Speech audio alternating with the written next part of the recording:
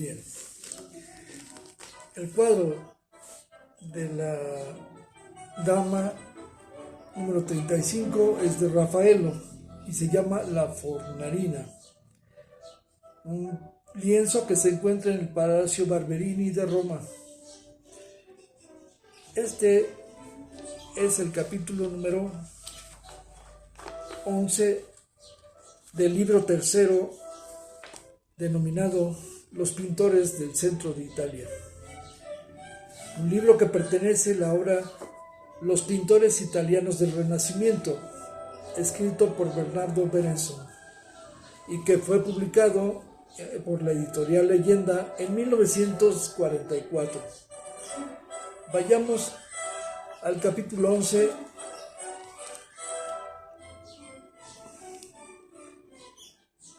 Al fin ya estamos en Perusa, la capital de Umbría, la ciudad destinada a abrigar en su seno a la escuela de pintura más famosa y más agradable, misma que culmina en Rafaelo, el nombre más amado del arte. Mas, a despecho de su gran destino, Perusa no estaba particularmente dotada de genio artístico, porque entonces no hubiera llamado a un Boccati de Camerino, a un Fra Angelico, a un Domenico Veneziano, a Venoso Gozzoli, a Piero della Francesca y a Luca Signorelli, para que ejecutaran las pinturas que necesitaba. No podría augurársele un porvenir brillante si se considera al primer pintor de nota nacido en ella. Como artista, Bonfigli apenas puede ser colocado en el mismo rango de Niccolò de Fogliano, su compañero en el taller de Venoso Gozzoli. Él era un espíritu mucho menos independiente y más inclinado a la imitación, tomando como modelo las obras de Fra Angelico o de Venoso, que tuvo ante sus ojos. Logró pintar cosas exquisitas. Él estaba por naturaleza dotado de aquel sentimiento de la gracia, en virtud del cual Perusa no tardaría mucho en cautivar al mundo. Algunas de las caras más frescas y encantadoras de ángeles que pueden verse se hallan en las pinturas y altar y en los estándares de Bonfigli. Fiorenzo di Lorenzo hubo de sumirse por lo menos 3 veces en esa corriente vivificante. Al comenzar su carrera se inspira en Venoso, aún joven. Trabajó en Florencia en la escuela de Antonio Pollaiolo, el gran artista del movimiento, y antes de reintegrarse a su hogar provinciano, aprendió varios de los secretos de Luca Signorelli. A impulso de estas estimulantes influencias, Fiorenzo creó obras no menos candorosas del género ilustración que las de sus compañeros que no se habían movido de Perusa, pero muy superiores en el dibujo y en el modelado, como la Natividad que se halla ahora en el museo de dicha ciudad. Pero la inexplicable torpeza del provincianismo pronto le fue absorbiendo y, antes de su vida, sus espléndidas dotes se convirtieron en caricatura de sí mismas. Su naturaleza de pintor no era la misma que la de Perugino y Pintoricchio, 2 pintores de su propia ciudad, los cuales tuvieron tanto éxito que sus nombres figuran todavía entre los más populares del arte. Al principio, apenas existió disparidad entre estos 2 talentos. Apareció más tarde. Partiendo poco más o menos del mismo punto, durante varios años Perugino renovó sus fuerzas al contacto con Florencia, como Anteo al tocar en la tierra. Pintoricchio, por el contrario, no tuvo nunca ocasión de deshacerse de las tramas provincianas y, una vez encerrado en la campana neumática de la rutina, la frescura vivificante del aire libre no le alcanzó jamás. Pero el Pintoricchio, cuyos dotes naturales fueron grandes, en sus primeras obras se manifestó como uno de los artistas más fieles al esplendor refinado y a la elegancia de la vida que prevalecieron con los grandes señores y humanistas de su tiempo. una sensibilidad graciosa, agradables tipos de mujer y de niños, paisajes románticos, una ordenación clara, en fin, magníficos retratos. He aquí lo que absorbió particularmente la atención de este artista y lo que hace nuestro encanto. Como todo otro género de estudios pictóricos profundos es editado por Pintoricchio, nada viene a sugerirnos en su obra que exista un plano más elevado de actividad artística. Gozamos deliciosamente de esos frescos en tanto que lo consideramos como escenas de una pintura de género superior. Y en las mismas características se descubren en sus primeras obras, en todas aquellas que ejecutó en Roma con su propia mano sin darse demasiada prisa. Qué encantadoras figuras la de los ángeles en Aracori, qué lindas mujeres en la estancia de Borgia o en Santa María del Popolo, y qué magníficos retratos y románticos paisajes en todas partes.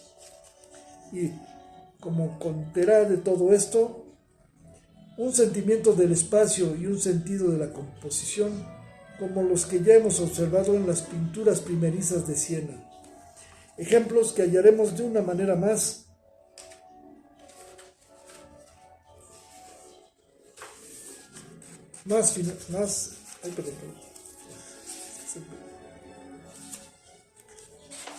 significativa en las obras de Peruggio y sus discípulos. Ahora bien, puesto que todas estas iglesias son agradables, cuanto más bellos rostros, más hermosos atavíos y más románticas plazas y paisajes para pasear a pie se pongan en una pintura, tanto mejor será. Y así Pintoricchio, que nunca había tenido cabal sentido de la forma y del movimiento, se olvidó de la existencia de estos valores, propendiendo decididamente a hacer de su arte una especie de olla podrida, rica y sabrosa, pero más apropiada para hacer las delicias de un paladar provinciano que no del de los exigentes gourmets. Y cuando se da el caso de quien empleaba al artista, era un semibárbaro, opulento y sensual, como Alejandro VI. Entonces no hay especies ni condimentos, ni condumios bastante fuertes, que no emplee Pintoricchio. Y no será fácil volver a ver un derroche tan bárbaro de damasquinados y de oro llameante, un lujo tan tropical como el que se ostenta en la estancia de los Borgia. Podríamos abandonar en este punto a Pintoricchio al desdén que provoca. Sus últimas obras, consideradas la cosa con seriedad, todos estos oropeles y atavíos pintados representan un retroceso a las peores prácticas y concepciones del arte de Umbría de comienzos del siglo. Y al sentar esto, no me olvido de los famosos frescos de la biblioteca de la Catedral de Siena. Tales frescos narran la vida y aventuras del gran periodista y diplomático que luego fue el Papa Pío XII, los cuales me conducen a un punto del que quiero tratar. Como figuras pintadas difícilmente pueden ser peores, ninguna de ellas se tiene en pie de manera aplomada. Sus cuerpos no existen. La misma belleza de las mujeres, a fuerza de negligencias y descuidos y constantes repeticiones, llega a desazonar. Como color, esos frescos apenas pueden representar un lujo más liviano. Y sin embargo, todavía tienen esas pinturas una gracia innegable.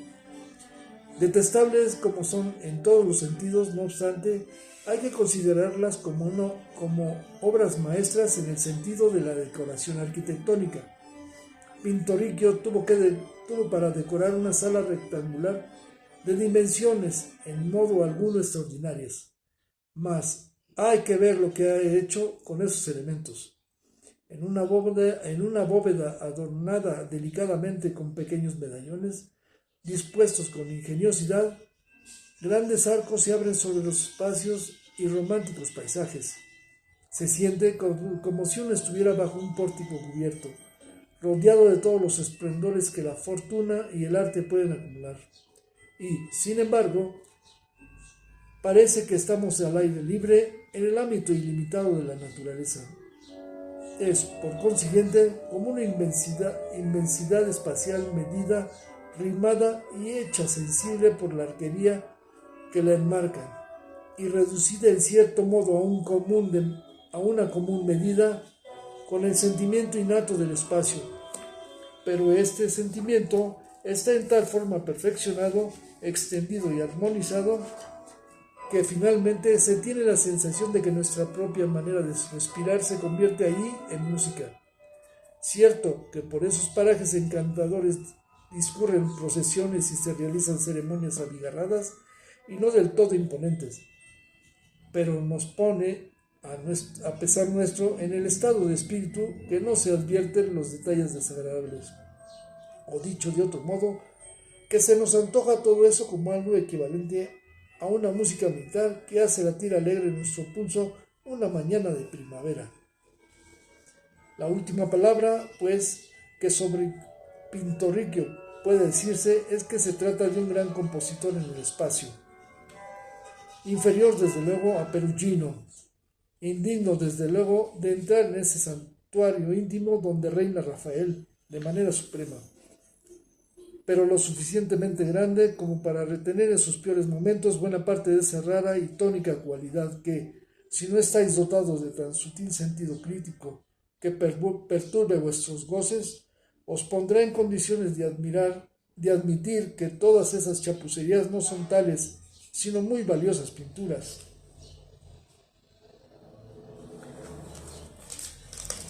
Este cuadro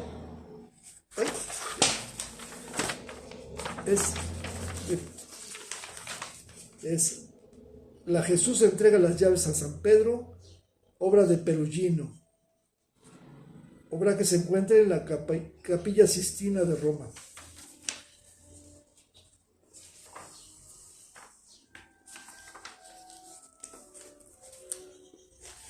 Capítulo 12. Si el arte de la composición en el espacio ha hecho tanto por Pinturicchio, ¿qué no habrá realizado en favor de un Perugino o de un Rafaelo, que poseyeron tan gran dominio del mismo? Para ambos fue evidente ganancia, porque si, en efecto, flanqueó un tanto su maestría en las partes más esenciales del arte, tuvieron muy bien cuidado de no exhibir sus fallas y rara vez pecaron por haber tomado sobre sí tareas demasiado ambiciosas para sus facultades. Aparte de su grandeza, particularmente la de Rafaelo, en el arte de la ilustración, su mayor mérito artístico estriba únicamente en su destreza en la composición en el espacio, en la que Perugino sobrepasó a todos sus antecesores y a los que vinieron detrás de él, exceptuando, sin embargo, a su discípulo Rafaelo, que dejó a su maestro muy atrás suyo. Pero, ¿qué se entiende por arte de la composición en el espacio? En el primer lugar, esta expresión, composición en el espacio, no es sinónima de composición en el sentido en que comúnmente se emplea este término, es decir, en el sentido de la ordenación de los objetos dentro de una determinada área, de modo que este orden, así dispuesto, satisfaga nuestros gustos por la simetría, la armonía, la unidad y la claridad. No se trata tampoco de una ordenación en una superficie plana, obedeciendo a dos dimensiones, el ancho y el largo, derecha e izquierda, en relación con un centro dado, no en profundidad, de lo cual hemos ya visto un ejemplo perfecto en la incredulidad de Santo Tomás de Duquio. Ahora bien, la composición en el espacio se distingue de esta, desde luego, en que no está dispuesta para ser juzgada como extendiéndose hacia un lado u otro, esto es, en sentido de lo largo y de lo ancho, en una superficie plana, sino extendiéndose en el sentido de la profundidad, de modo que se vaya hacia lo interior lo más posible.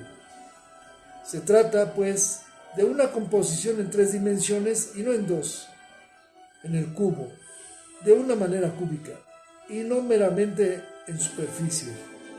Y, aunque es obvio, conviene advertir que la principal diferencia entre los dos tipos de composición dichos radica en el efecto que producen.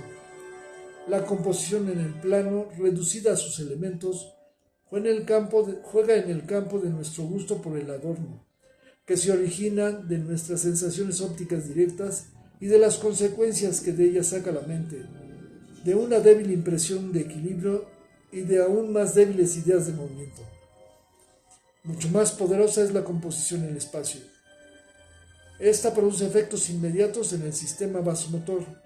¿No es este el lugar indicado para averiguar el cómo y el por qué? De donde proviene que cualquier modificación en el espacio repercute enseguida en nuestra circulación y respiración. Cambio que, según los casos, nos produce una impresión de acrecentamiento o de depresión de nuestra fuerza vital. Este efecto directo de la composición en el espacio es, por consiguiente, casi tan potente como el de la música y se verifica en buena parte de la misma manera, porque a pesar de los muchos factores que intervienen en la impresión que produce la música, el agente principal de su poder brota de las revoluciones que produce en nuestro sistema vasomotor. De ahí proviene esa semejanza tan a menudo sentida y, por lo menos, según mis conocimientos, nunca explicada, entre la música y la arquitectura.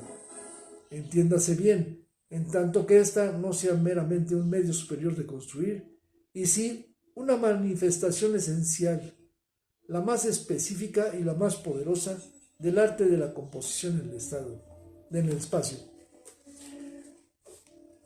Visto lo anterior, no faltará seguramente quien pregunte cómo puede tener cabida en la pintura la composición en el espacio, a no ser que represente una obra arquitectónica. Pero una pintura que representa una obra arquitectural no es intrínsecamente, más que cualquier otra producción pictórica, una composición en el espacio.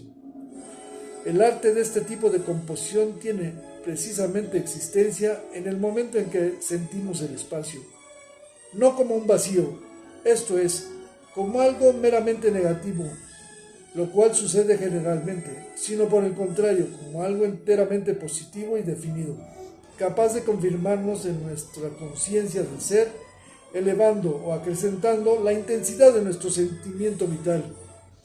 Esta composición en el espacio es el arte de humanizar el vacío, de construir un paraíso cerrado, una mansión en forma de cúpula en la que lo más elevado de nuestro ser encuentra al fin su morada, no solamente en el sentido de comodidad, a la medida de las necesidades de todos los días, así las mansiones de los dichosos de la tierra, sino en algo que sirve para elevarnos y exaltarnos, como lo hace todo lo que constituye lo ideal en la vida. La gran arquitectura está muy cerca de la música, y la composición en el espacio es aún más musical que la arquitectura misma, porque aquí obra mucho menos la tiranía de las meras masas y del material y las inexorables sugestiones del peso y de soporte, y existe mayor libertad, mayor indeterminación, aunque nada se deje a los caprichos de la fantasía. Y aquí, finalmente, con semejante apariencia de libertad superior, un conjunto de delicados instrumentos suena para encantarnos y arrancarnos de los límites angostos de la triste cárcel de nuestro yo, para disolverlo en el espacio así construido, hasta que, al fin, parece como si nos transverberara el espíritu del mismo. Este sentimiento que acabamos de describir es el que, en los momentos felices, algunos de nosotros experimentan en presencia de la naturaleza, y es el mismo que esperamos nos produzca, aunque esto se logra raramente, la pintura del paisaje. Por consiguiente, composición en el espacio es tan diversa del arte del paisaje como de la arquitectura. Puede producir verdaderamente sus efectos en la mera representación de una gran plaza. Así sucede, verbigracia, en algunas pinturas de Piero della Francesca. También o mejor que con las líneas de una cadena de colinas. Su éxito no depende ni de la sutileza del modelado de la atmósfera, ni del estudio cuidadoso de la luz y de la sombra. Cierto, la destreza, el talento, la ciencia son tan poco necesarios a este arte que el artista que posee este sentimiento especial y haya sido educado en una buena tradición, por mediocre que fuere, no dejará de conseguir algunos resultados, y difícilmente se hallará ninguna pintura de la escuela de Umbría, aunque sea de poco fuste en otros aspectos, que no nos halague con su majestuoso sentido del espacio. Y si nos interesamos verdaderamente por la obra de arte, no por el artista y su locura, por sus triunfos y sus desmayos, no existe ningún motivo para que desdeñemos esta composición en el espacio, porque requiere menos talento y habilidad que la realización del paisaje en la forma en que hoy lo entendemos. Créaseme, a quien no posea nativamente ese sentimiento del espacio, toda la ciencia ni todo el esfuerzo del mundo podrá dárselo, con todo y el exquisito modelo de Tician, que acertó a comunicar a sus cielos valores táctiles con tanta perfección como Miguel Ángel a la figura humana. A despecho de que Claudio Monet hizo sentir en sus obras la vibración de los rayos solares en los campos y los árboles. A pesar de todo esto, todavía estamos esperando la aparición del verdadero arte del paisaje. Y este arte solo aparecerá el día en que un artista modele los cielos como Tician, sea capaz de transmitir la luz y el calor como Monet, se halla en posesión de un sentimiento del espacio que pueda rivalizar con el de Perugino y aún con el de Rafaelo. Y precisamente porque Poussin, Claudio Lorena y Turner han poseído copiosamente ese sentimiento, no obstante su inferioridad en otros aspectos en relación a ciertos artistas de nuestra propia generación. Por esta razón, siguen siendo los paisajistas más grandes de Europa, porque la composición en el espacio es la espina dorsal del arte del paisaje.